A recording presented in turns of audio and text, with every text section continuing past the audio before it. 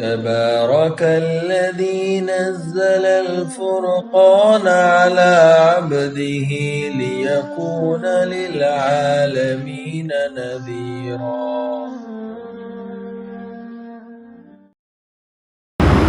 أعوذ بالله من الشيطان الرجيم. بسم الله الرحمن الرحيم. أولئك الذين اشتروا الحياة الدنيا بالآخرة فلا يخفف عنهم العذاب ولا هم ينصرون. یہ وہ لوگ ہیں جنہوں نے دنیا کی زندگی کو آخرت کے بدلے میں خرید لیا ہے، لہٰذا ان کے عذاب میں کوئی تخفیف نہیں کی جائے گی اور نہ ان کی مدد کی جائے گی۔ یہاں پر ان لوگوں کا تذکرہ کیا گیا ہے کہ جنہوں نے دنیاوی اغراض کی خاطر، دنیاوی فائدوں کی خاطر اور دنیاوی نفع کی خاطر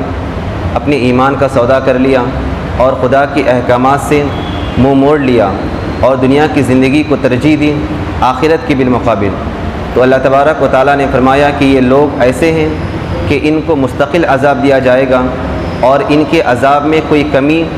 یا تخفیف نہیں کی جائے گی، اور یہ وہ لوگ ہیں کہ جن کی کوئی مدد بھی نہیں کر سکے گا، کہ جن کی کوئی حمایت بھی نہیں کر سکے گا، کیونکہ انہوں نے اللہ کے احکامات کو توڑا اور اللہ کے عہد کو توڑا، اس کی وجہ سے یہ لوگ عذاب کے مستحق ہوں گے۔ وَلَقَدْ آتَيْنَا مُوسَى الْكِتَابَ وَقَفَّيْنَا مِن بَعْدِهِ بِالرُّسُلِ وَآتَيْنَا عِيسَى ابْنَ مَرْيَمَ الْبَيِّنَاتِ وَأَيَّدْنَاهُ بِرُوحِ الْقُدُسِ أَفَكُلَّمَا جَاءَكُمْ رَسُولٌ بِمَا لَا تَهْوَىٰ أَنفُسُكُمُ اسْتَكْبَرْتُمْ فَفَرِيقًا كَذَّبْتُمْ وَفَرِيقًا تَقْتُلُونَ۔ اور بے شک ہم نے موسیٰ کو کتاب عطا فرمائی اور ہم نے ان کے بعد پے در پہ رسول بھیجے، اور ہم نے عیسیٰ بن مریم کو کھلی ہوئی نشانیاں دیں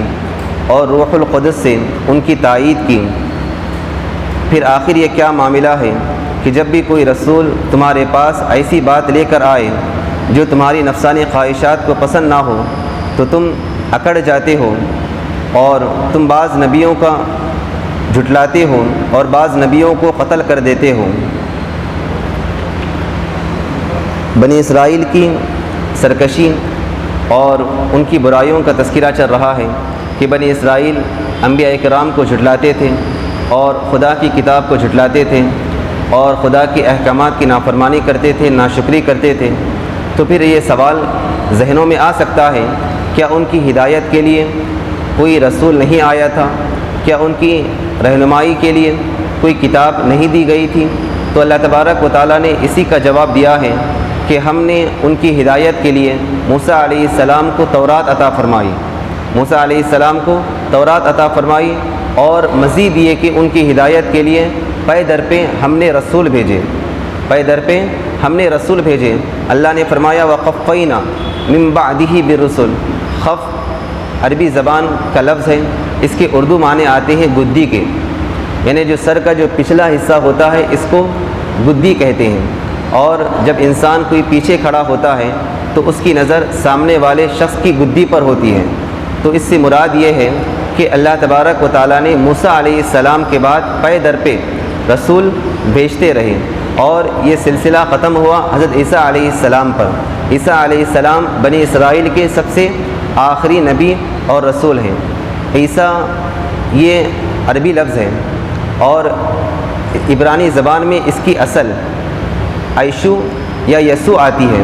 جس کے معنی آتے ہیں مبارک اور سردار کے۔ اور اللہ تبارک و تعالیٰ نے حضرت عیسیٰ علیہ السلام کی نسبت ان کی والدہ کی طرف فرماتے ہوئے کہا کہ عیسی ابن مریم۔ مریم یہ بھی عبرانی لفظ ہیں، اس کے معنی امام بخاری رحمۃ اللہ علیہ نے عابدہ سے کیا ہے، یعنی عبادت کرنے والی۔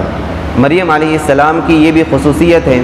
کہ یہ پہلی واحد خاتون ہیں کہ جن کا تذکرہ اللہ تبارک و تعالیٰ نے قرآن مجید میں نام لے کر فرمایا ہے۔ پچھلی قوموں میں اور اس قوم میں کسی بھی عورت کا تذکرہ اللہ تبارک و تعالیٰ نے نام لے کر نہیں فرمایا بلکہ اشاروں میں فرمایا ہے۔ یہ پہلی خاتون ہے کہ جن کا تذکرہ اللہ تبارک و تعالیٰ نے نام لے کر فرمایا ہے، نہ صرف یہ کہ ایک مرتبہ بلکہ قرآن کریم کے اندر 30 مرتبہ ان کا نام لے کر ان کا تذکرہ کیا گیا ہے۔ اور اللہ تبارک و تعالیٰ نے حضرت عیسیٰ علیہ السلام کی نسبت ان کی والدہ کی طرف فرمائی، عیسی ابن مریم، جس سے یہ بات واضح ہو جاتی ہے کہ عیسیٰ علیہ السلام وہ بغیر باپ کے پیدا ہوئے ہیں۔ عیسیٰ علیہ السلام بغیر باپ کے پیدا ہوئے ہیں۔ اگر ان کے ابا ہوتے، اگر ان کے والد ہوتے تو ضرور ان کی نسبت ان کے والد کی طرف کی جاتی، کیونکہ قرآن کا یہ ضابطہ ہے، ادعوہم لآبائہم، بچوں کو ان کے باپ کی طرف نسبت کر کے پکارو۔ پھر آگے اللہ تبارک و تعالیٰ نے فرمایا کہ ہم نے عیسیٰ علیہ السلام کی تائید روح القدس سے کی۔ روح القدس سے مراد یہاں پر حضرت جبرائیل امین علیہ السلام ہے۔ اب یہ سوال ذہنوں میں یہ آ سکتا ہے کہ روح القدس سے تائید کرنے کی ضرورت کیوں پیش آئی؟ اصل میں یہ ہے کہ حضرت عیسیٰ علیہ السلام کو جب نبی بنایا گیا اور وہ اپنا فریضہ ادا کرنے کے لیے، اپنی نبوت کا فریضہ ادا کرنے کے لیے بنی اسرائیل کے درمیان پہنچے ان کی اصلاح کے لیے، اور ان کو کہا کہ تم نے جو دین کا نام لے کر دین کا نقشہ بگاڑ دیا ہے اور دین کے اندر طرح طرح کی باتیں ایجاد کر دی ہیں، یہ سراسر دین نہیں ہے۔ یہ کہنا تھا کہ تمام بنی اسرائیل آپ کی جان کے دشمن ہو جاتے ہیں، کیا چھوٹا کیا بڑا، کیا مولوی کیا پیر، کیا خاص کیا عام، ہر کوئی آپ کی جان کا دشمن بن جاتا ہے۔ تو اسی وجہ سے اللہ تبارک و تعالیٰ نے ان کی حفاظت کے لیے حضرت جبرائیل امین علیہ السلام کو مامور فرما دیا تھا۔ تو اسی کو اللہ تبارک و تعالیٰ نے فرمایا ہے کہ ہم نے جبرائیل علیہ السلام کے ذریعے سے ان کی تائید کی ہے۔ اور بنی اسرائیل کی ایک بری عادت یہ بھی تھی کہ جب بھی کوئی رسول ان کے پاس کوئی ایسی بات لے کر آتے جو ان کی نفسانی خواہشات کے خلاف ہو، جو ان کی دل کو اچھی نہ لگتی ہو، تو کیا ہے وہ فوراً اکڑ جاتے اور تکبر کرنے لگتے اور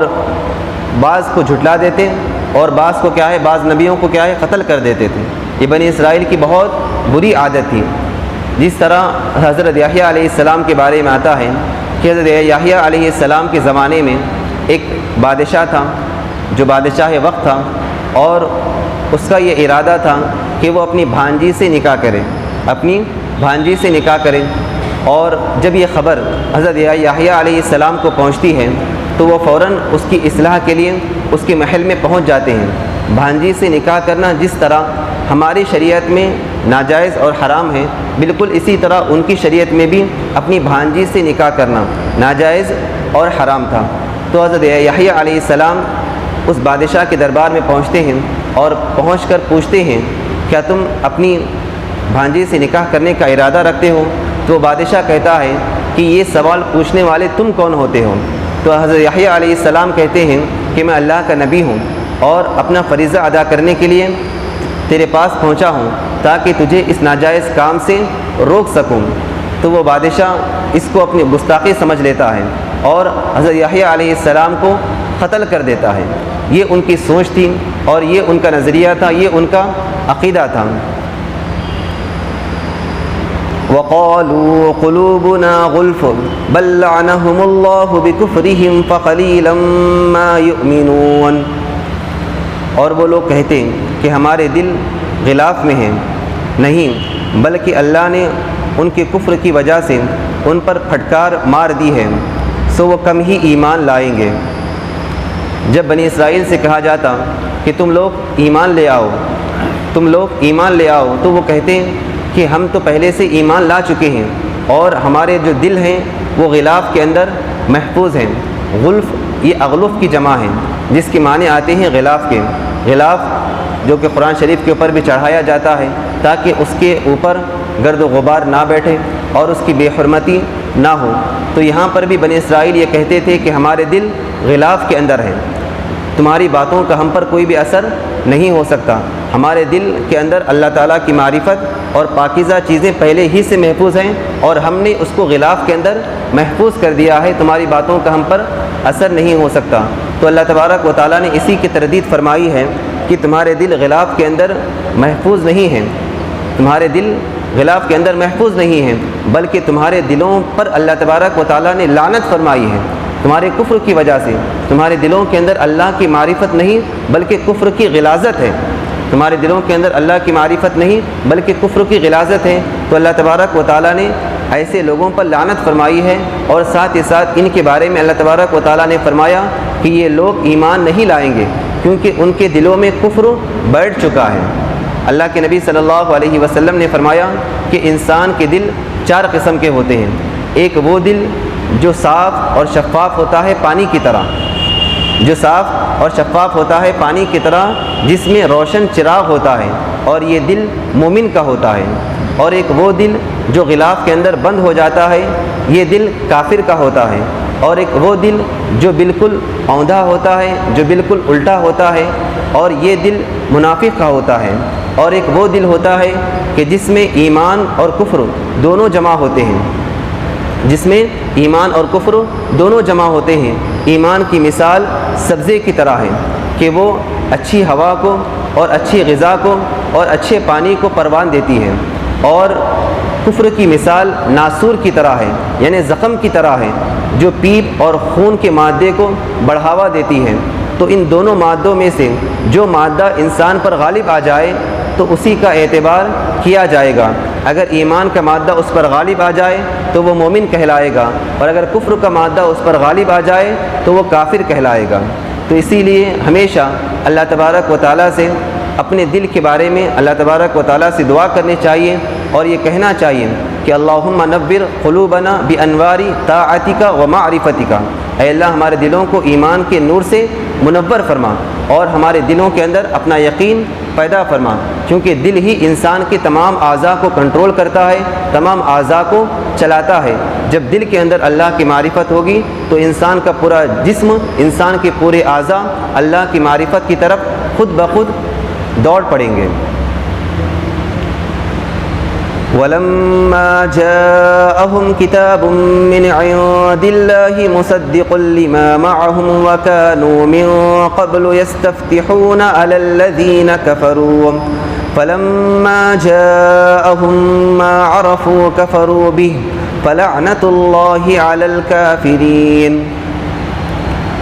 اور جب ان کے پاس اللہ کی طرف سے کوئی کتاب آتی جو کہ وہ تصدیق کرنے والی ہے اس کی جو پہلے سے ان کے پاس ہے، اور باوجود یہ کہ وہ خود شروع میں کافروں کے خلاف فتح کی دعائیں مانگا کرتے تھے، جب وہ چیز ان کے پاس آ گئی جسے انہوں نے پہچان بھی لیا تو اس کا انکار کر بیٹھے، سو اللہ کی لعنت ہے ایسے کافروں پر۔ اللہ تبارک و تعالیٰ نے مصدق لما معہم سے 2 باتوں کی طرف اشارہ فرمایا ہے۔ ایک تو وہ چیز کہ یہود کافروں پر یہ بات کہتے تھے کہ عنقریب ایک ایسی کتاب آنے والی ہے، عنقریب ایک ایسی کتاب آنے والی ہے جو کہ سچ ہے، جو کہ حق ہے، اور ساتھ ہی ساتھ وہ اس آخری کتاب کا اور پیارے نبی صلی اللہ علیہ وسلم کا حوالہ دے کر، وسیلہ دے کر اللہ تبارک و تعالیٰ سے دعائیں مانگتے تھے کہ یا اللہ نبی آخر الزمان صلی اللہ علیہ وسلم کے وسیلے سے ہمیں کافروں پر غلبہ عطا فرما، ہمیں کافروں کے خلاف ہماری مدد فرما۔ تو پیارے نبی صلی اللہ علیہ وسلم کی آمد سے پہلے آپ صلی اللہ علیہ وسلم کا وسیلہ لے کر یہود اللہ تبارک و تعالیٰ سے فتح اور کامرانی کی دعائیں مانگا کرتے تھے۔ جب اللہ کے نبی صلی اللہ علیہ وسلم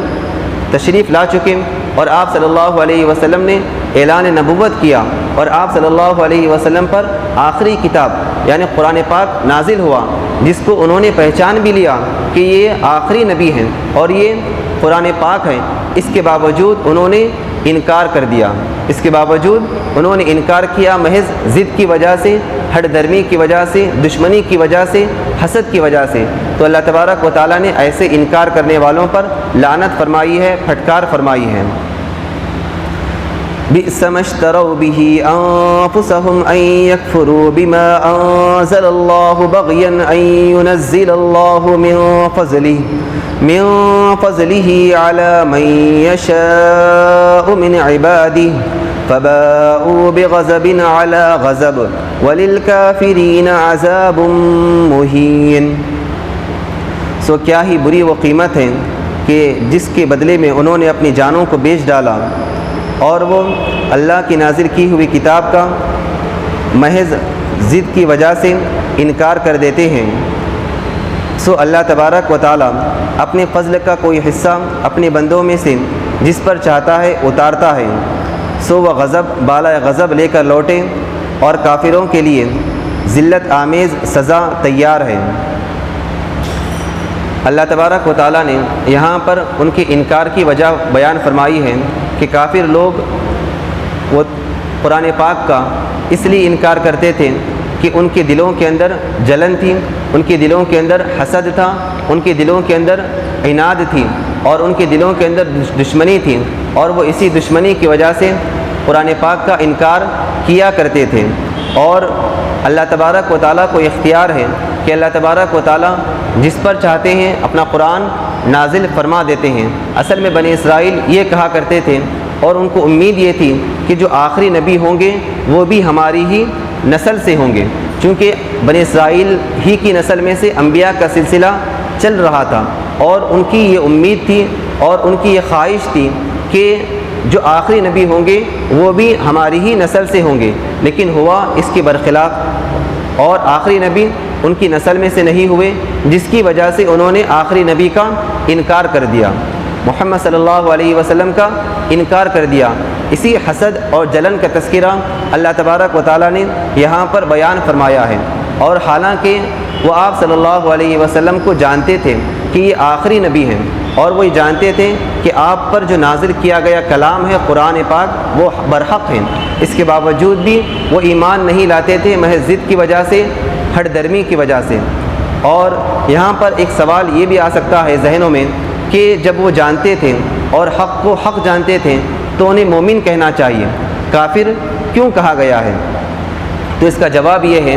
کہ صرف جاننے کا نام ایمان نہیں ہے، بلکہ ماننے کا نام ایمان ہے، ورنہ اگر جاننے کا نام ایمان ہوتا تو سب سے بڑا مومن تو شیطان ہوتا، کیونکہ شیطان سے زیادہ حق کو حق جاننے والا اور کوئی نہیں ہے۔ صرف جاننے کا نام ایمان نہیں بلکہ ماننے کا نام ایمان ہے۔ تو کافر لوگ جانتے تھے لیکن مانتے نہیں تھے، یہودی لوگ جانتے تھے لیکن مانتے نہیں تھے، تو اسی وجہ سے اللہ تبارک و تعالیٰ کے ڈبل غضب کے وہ مستحق ہوئے، ایک غضب اس لیے کہ انکار کی وجہ سے، اور ایک غضب اس لیے کہ حسد کی وجہ سے۔ تو انکار اور حسد کی وجہ سے وہ اللہ کے غضب اور بالائے غضب کے وہ مستحق ہوئے، تو اللہ نے ایسے کافروں کے لیے ذلت آمیز سزا تیار کر رکھی ہے۔ یہاں پر اللہ تبارک و تعالیٰ نے مہین کا لفظ استعمال فرمایا ہے، جس کے معنی اردو کے اندر ذلت کے آتے ہیں، اور مفسرین کرام بیان فرماتے ہیں کہ یہ عذاب کافروں کے لیے خاص ہے، یعنی ذلت والا آمیز، ذلت والی سزا یہ کافروں کے لیے خاص ہے۔ مومنوں کو جو سزا دی جائے گی وہ ان کو پاک کرنے کے لیے دی جائے گی، مومنوں کو جو سزا دی جائے گی وہ ان کے گناہوں سے پاک کرنے کے لیے ان کو دی جائے گی، ذلت کے لیے ان کو سزا نہیں دی جائے گی، بلکہ صرف کافروں کو اور انکار کرنے والوں کو اور منافقوں کو ذلت والی سزا دی جائے گی۔ وَإِذَا قِيلَ لَهُمْ آمِنُوا بِمَا أَنزَلَ اللَّهُ قَالُوا نُؤْمِنُ بِمَا أُنزِلَ عَلَيْنَا وَيَكْفُرُونَ بِمَا وَرَاءَهُ وَهُوَ الْحَقُّ مُصَدِّقًا لِمَا مَعَهُمْ قُلْ فَلِمَ تَقْتُلُونَ أَنبِيَاءَ اللَّهِ مِن قَبْلُ إِن كُنتُم مُّؤْمِنِينَ۔ اور جب ان سے کہا جاتا کہ جو اللہ نے نازل کیا ہے اس پر ایمان لے آؤ، تو وہ کہتے کہ ہم تو صرف اسی پر ایمان رکھیں گے جو ہم پر نازل ہوا ہے، اور اس کے علاوہ تمام آسمانی کتابوں کا انکار کرتے ہیں، حالانکہ وہ حق ہیں اور وہ اس بات کی تصدیق کرنے والی ہیں جو ان کے پاس ہے۔ آپ ان سے کہیے کہ اگر تم واقعی مومن ہو پہلے زمانے میں تو پھر تم انبیاء کا قتل کیوں کرتے رہے؟ یہاں پر اللہ تبارک و تعالیٰ نے بنی اسرائیل کے ایک عقیدے کا ذکر فرمایا ہے، اور اس عقیدے کی تردید بھی بیان فرمائی ہے۔ یعنی جب بنی اسرائیل سے یہ کہا جاتا کہ تم محمد صلی اللہ علیہ وسلم پر ایمان لے آؤ، اور جو آخری کتاب ہے قرآن پاک اس پر ایمان لے آؤ، تو وہ کہتے کہ ہم اسی پر ایمان لے آئیں گے جو ہم پر نازل ہوا ہے، یعنی تورات پر ہم ایمان لے آئیں گے، اور اس کے علاوہ جتنی بھی آسمانی کتابیں ہیں زبور ہے، انجیل ہے، قرآن ہے، جتنی بھی آسمانی کتابیں ہیں ان تمام آسمانی کتابوں کا ہم انکار کرتے ہیں، ہم اس کو نہیں مانتے ہیں۔ تو اللہ تبارک و تعالیٰ نے فرمایا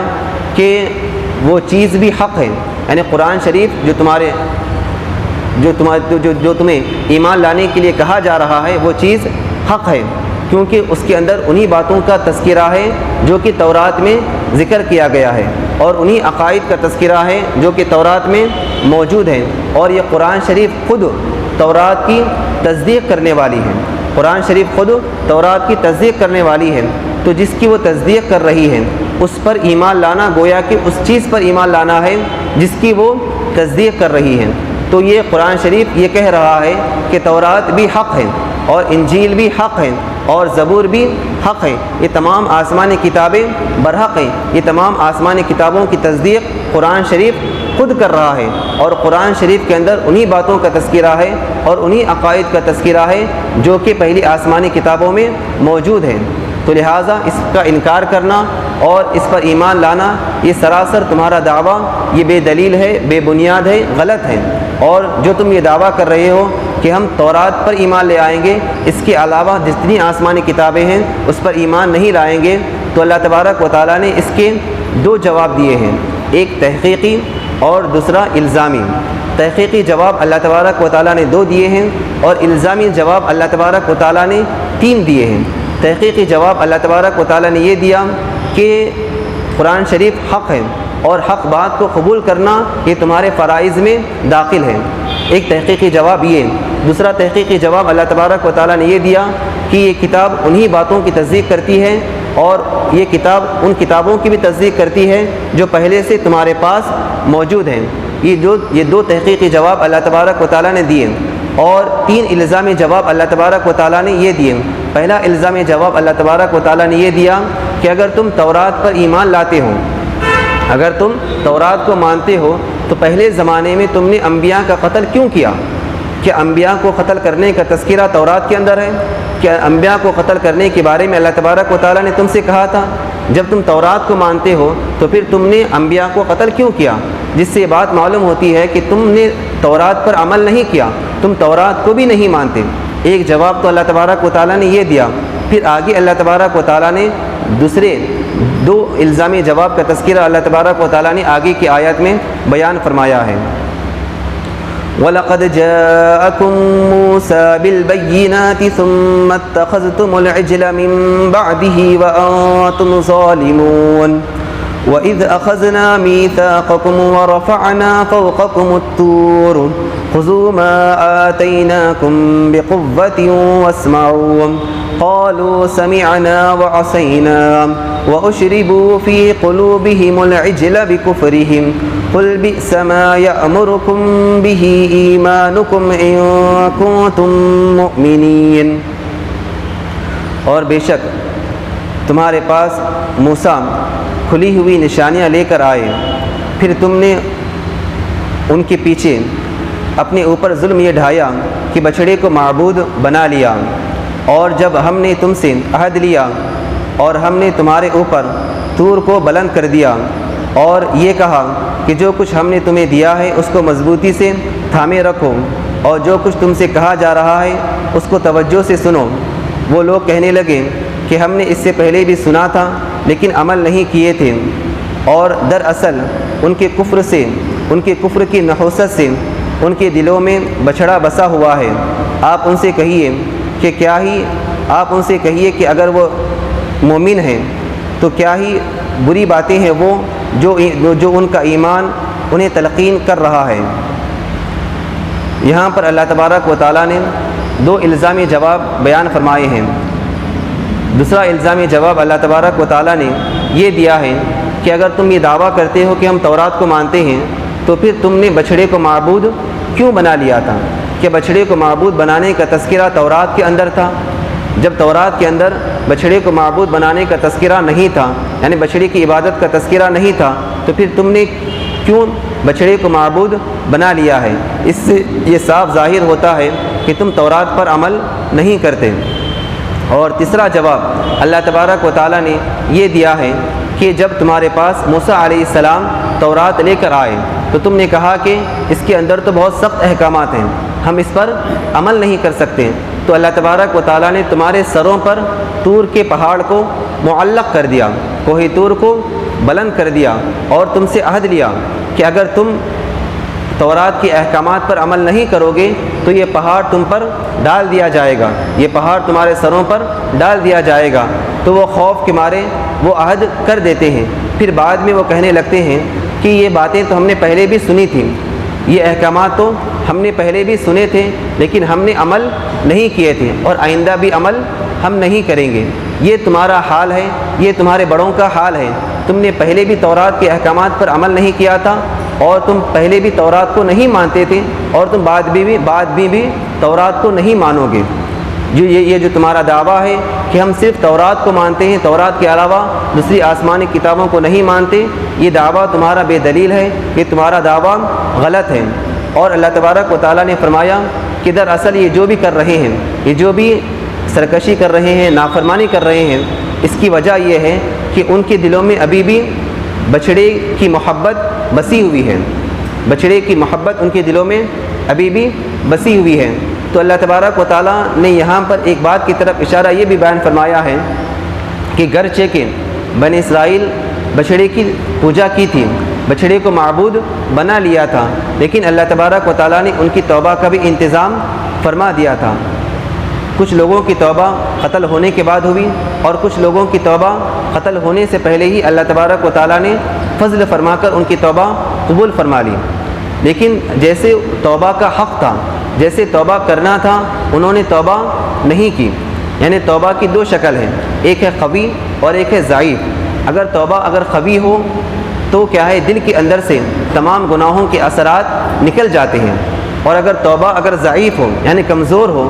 تو وہ گناہوں کے اثرات دل کے اندر باقی رہتے ہیں، اور وہی گناہوں کے اثرات آئندہ زندگی میں انسان کو گناہوں پر اکساتے ہیں، گناہوں پر ابھارتے ہیں۔ اسی لیے جب بھی کوئی گناہ ہو جائے تو سچے دل کے ساتھ، پورے یقین کے ساتھ، پورے دلی اطمینان کے ساتھ اللہ تبارک و تعالیٰ سے توبہ کرنی چاہیے، استغفار کرنی چاہیے، پکی امید کے ساتھ، پکے عہد کے ساتھ اللہ تبارک و تعالیٰ سے معافی مانگنی چاہیے۔ یوں نہیں کہ صرف گالوں کو پیٹ لیا، یوں نہیں کہ صرف اٹھک بیٹھک لگا لیا، یوں نہیں کہ صرف کانوں کو پکڑ لیا اور یہ کہہ دیا کہ یا اللہ میری توبہ۔ تو ایسی توبہ انسان کے کچھ بھی کام نہیں آئے گی، بلکہ سچے دل کے ساتھ، پورے یقین کے ساتھ اور قوی امید کے ساتھ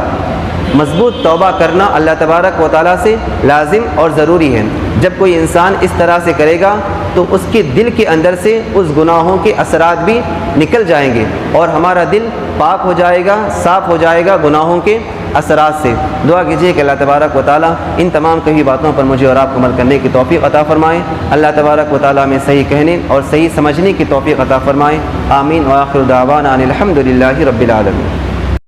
علم و ادب سکھلائیں گے، دین خدا پھیلائیں گے، مسجد میں بھی جائیں